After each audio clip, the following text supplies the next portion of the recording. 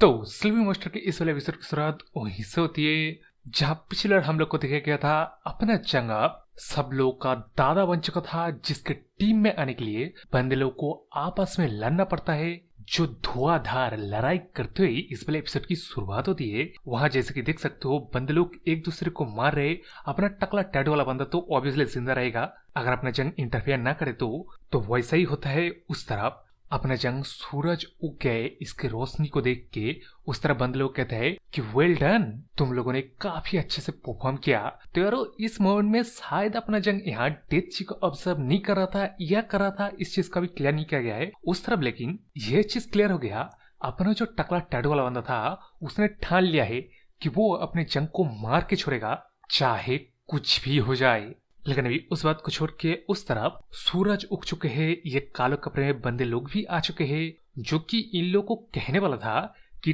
Test over हो गया है। लेकिन इस तरफ तो अपनी जंग की वजह से धुआंधार लड़ाई चल रहा था, तो हर कोई थोड़ा बहुत ताकतवर बंदा कमजोर वाले बंदे को मार दे रहा था किसी पोजेस बंदे की तरह। जिस चीज को आप उस तरफ ने चौथा स्थान रोकने की कोशिश करता है कि बंदा ऑलरेडी मर चुका है, लेकिन उसके जवाब में जैसे देख सकते हो ये वाला बंदा कहता है कि नहीं, उसे मेक श्योर करना पड़ेगा यह बंदा मरे, वो इस टेस्ट से जिंदा निकले।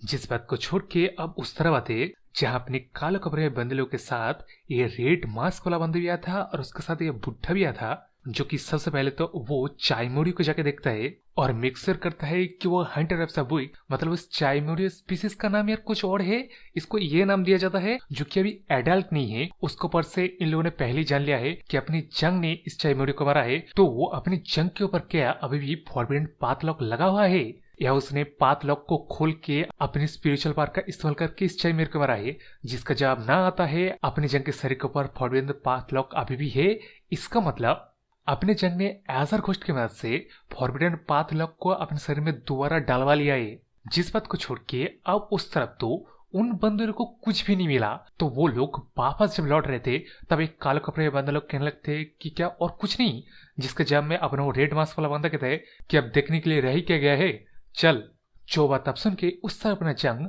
एजर घोस्ट से बात करने लगते है किस तरह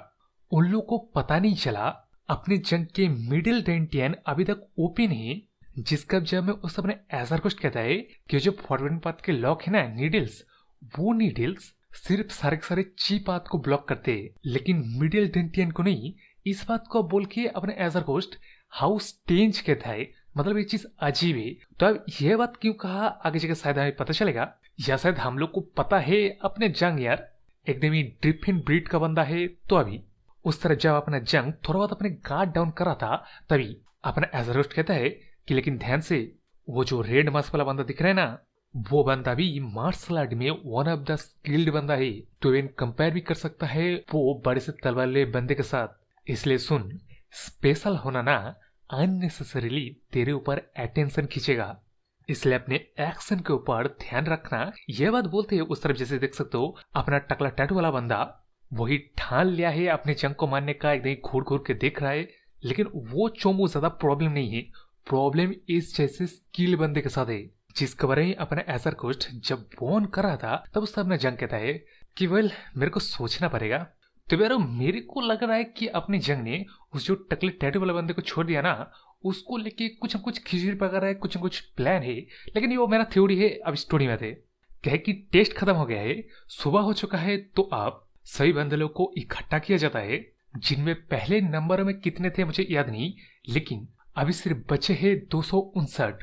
उनमें से भी जो 59 बंदे बचे हैं ना, उन लोगों ने किसी फ्लैग को सिक्योर नहीं कर पाया है, तो वो लोग फेल हो जाते हैं। उसके बाद बाकी जो 200 बंदे बचे थे उनमें से भी अब उन बंदों को चुन लिया जाता है जिन बंदों को पता था फ्लैग में किसी तरह के मार्शल आर्ट टेक्निक को लिखा गया है। जिस छटाई के बाद अब इन लोग के पास टैलेंटेड 80 बंदे बचे थे और बाकी का जो 120 बंदे बचे थे उन लोग को फेलियर और लो रैंकिंग मेंबर बना दिया गया। जिसकी वजह से कुछ लोग खुश थे कि उन लोगों ने हेल से जिंदा लौटा है, कुछ लोग डिसअपॉइंटेड थे, कुछ लोग गुस्सा थे कि वो लोग एक हाई रैंकिंग का मेंबर नहीं बन पाए। लेकिन उस बात को अब छोड़ के इस तरह अपने टकले टैटू वाले बंदे की तरह आते जो कि उन लोग को देख के इडियट्स कहता है इस टेस्ट की इंपॉर्टेंस ये चुम्बू लोग अभी भी समझ नहीं रहे हैं। ये बात कह के अपने टकला टैटू वाला बंदा मन में सोच रहा है क्रिकेट छोड़ो, उन चोमों को छोड़ो, इसके बाद अब जो होने वाला है ना वो चीज इंपॉर्टेंट है।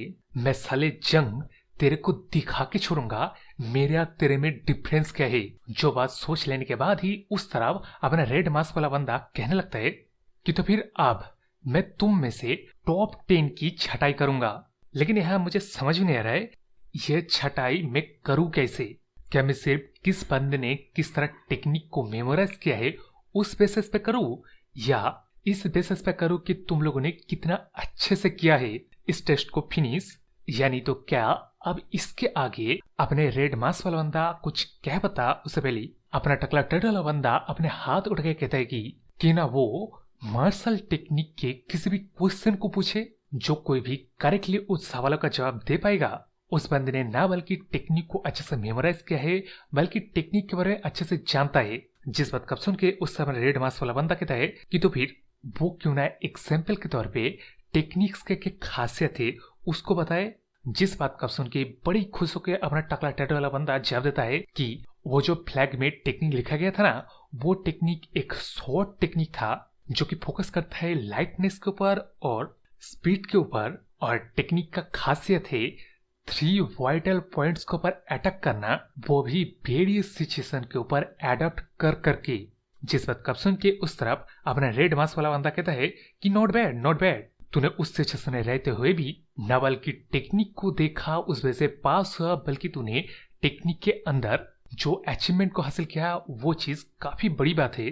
जिस तारीफ का सुन के उस तरफ अपना टकला टैटू वाला बंदा तो 7वें आसमान पे है। वो अपने जंग की तरफ देखते मन में सोच रहे कि मैंने कर दिखाया, देखा साले देखा, ये है हमारे बीच का फर्क, मेरा टैलेंट जो कि दीवारों की तरह तेरे सामने खड़ा है उसको पर मैं हमेशा था और रहूंगा, तू हमेशा बॉटम पे रहेगा, आज के बाद से तेरा फ्यूचर हमेशा मेरे बीनीथ रहेगा। जो बात जब ये अपना टकला टैटू वाला बंदा मन में सोच रहा था तब उस तरफ अपना रेड मास्क वाला बंदा वही अपना मतलब टकला टैटू वाले बंदे को नंबर 1 का खिताब जब देने वाला था तभी उस तरफ अपना जंग कहता है कि सिर्फ उसके अंदर शॉर्ट टेक्निक नहीं था, उसके अंदर शॉर्ट फॉर्मेशन भी था ना, है ना। जो बात आप सुन के उस तरफ अपने टकला टैटू वाले बंदे को और उस रेड वाले मास्क वाले बंदे को दोनों को ही झटका लगता है कि क्या। उस तरफ तो अपना मतलब टेस्ट लेने वाला बंदा रेड मास्क वाला अपने जंग से पूछता है कि उसको किस तरह आइडिया पड़ा शॉर्ट फॉर्मेशन का, जिसका जवाब अपना जंग देते कहता है कि मूव्स को इस तरह मतलब लिखा गया था जिससे रिपीटिशन ना हो और सारे के सारे मूव्स एकदम ही बेसिक थे। जिस बात का सुन के उस तरफ तो अपने टकला टैटू वाले बंदे के दो जमीन तले पैर खिसक जाता है, मतलब समझ सकते हो उस बंदे का क्या हालत होगा। वह अपने मन में सोच रहे कि ऐसा हो ही नहीं सकता, उस सिचुएशन में कोई बंदा इवन अगर घर पे बैठे हुए कूल्ड माइंड भी रखता हो ना तब भी बंदे को एटलीस्ट वैल्यू मास्टर जितना मतलब नॉलेज रखना चाहिए, क्योंकि सिर्फ टेक्स्ट को देख के कोई बंदा वो टेक्निक मतलब फॉर्मेशन है कि नहीं बता नहीं सकता है। डजन सब बंदे को प्रैक्टिस करना पड़ता है तब लोग कह सकते हैं कि एक फॉर्मेशन है। जो बात सोच लेने के बाद अपना टकला टैटू वाला बंदा आगे सोचता है कि हाँ लेकिन स्किल्ड बंदे एक बार देख के बता सकते हैं। जो अगर मैं मान भी लूं कि अपना जंग एक स्किल्ड बंदा है तब उसका स्किल कहां से आ, उसको एक्सपीरियंस और नॉलेज चाहिए होगा जो नॉलेज मेरे पास भी नहीं है। इसका मतलब क्या, अपना जंग सिर्फ ओवरवेलमिंगली दैट मच जीनियस है। जो बात सोच लेने के बाद ही जैसे कि देख सकते हो अपने टकला टैटू वाले के सामने अपना जंग एकदम ही जायंट बन के खड़ा हो चुका है। उसका यार ये चीज अपने दिमाग में हो रहा है। जिस ड्रामेटिक बात को छोड़ के इस तरह बात है जाके अपना रेड मास्क वाला बंदा मन सोचता है कि अच्छा तो ऐसी बात है क्यों ना मैं अपने जंग को थोड़ा बहुत टेस्ट कर लूं। इसलिए वो पूछता है कि इस फॉर्मेशन को फॉर्म करने के लिए कितने बंदे होने चाहिए, जिसका जवाब अपना जंग सीधा कह देता है कि 8। उसको तो कहता है कि 16 भी हो सकता है और उसके डबल यानी कि 32 भी हो सकता है। लेकिन अब उसके ऊपर डबल अगर बंदे को रख दिया जाए तब फॉर्मेशन बन ही नहीं पाएगा, अगर बनेगा भी तब मूव्स अपनी बंदों के साथ ओवरलैप करेंगे। जिस बात को सुन के उस तरफ पहले तो अपना रेड मास्क वाला बंदा जोर जोर से हंसता है, उसके बाद एकदम एक्साइट होकर कहता है कि अपना जंग डिजर्व करता है इस ट्रेनिंग का टॉप 10 के रूप में। मतलब यार अपने जंग के आगे कोई बोल सकता है क्या। जिस बात को छोड़ के उस तरफ सारे के सारे बंदे यानी कि अपना चौथा सन वो निंजा वाले बंदी वो मोटा सा और अपने टकला टैटू वाला बंदा एकदम ही हैरान है। और अपना टकला टैटू वाला बंदा तो ओ माय गॉड वो एकदम ही गुस्से में है, जिस गुस्से के साथ साथ मैं भी गुस्से में हूं, क्योंकि यहाँ चैप्टर खत्म हो गया है, ये मेरा वीडियो भी, इसलिए आप भी गुस्से में सब्सक्राइब वाले बटन को ठोक दो और लाइक शेयर कमेंट जरूर करना भूलेगा। तो बाय।